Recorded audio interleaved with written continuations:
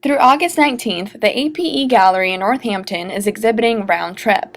It's an alumni show featuring the recent work of former Northampton High School honors art students. The show was put together by a couple of these students, along with NHS art teacher Lisa Leary and the A.P.E. Associate Director. These black and white pieces are Laura Donovan. We decided to limit the alums from the last 10 years.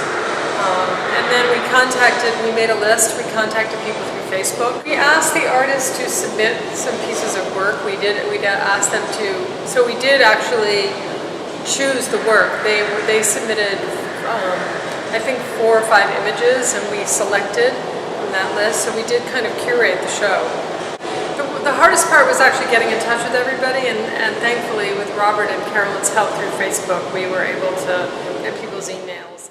About 30 to 40 requests were sent out to the alumni, and 20 responses were received. Among the group is Mariah Swanson, a 2005 graduate who contributed to the exhibit with her piece titled Children of the Revolution. It is part of a 7-piece series which illustrates her trip to Cairo.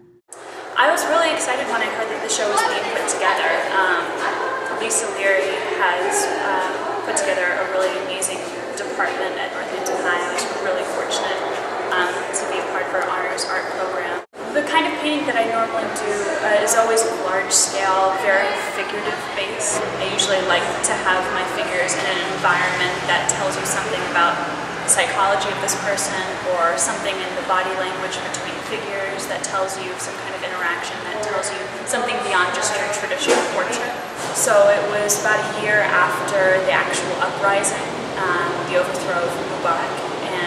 So a lot of the actual protest scenes, like this one, was more for they were advocating for presidential candidates. This actually was the one gentleman that actually stopped and posed and made it very clear that he wanted to share what he was taking part in with whomever was on the other side of my lens. And the amount of involvement that I saw parents giving their children and bringing them to all the protests, and holding them up for all of the press to see, it's really powerful. I mean, they wanted their kids to be a part of it. They wanted them to experience and remember this moment in history. And so this is really kind of my dedication to that.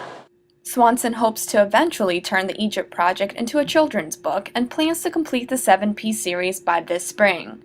An opening reception for Round Trip will be held Friday, August 10th at 5 p.m. This is Christina Kuyabina reporting for Gazette.net.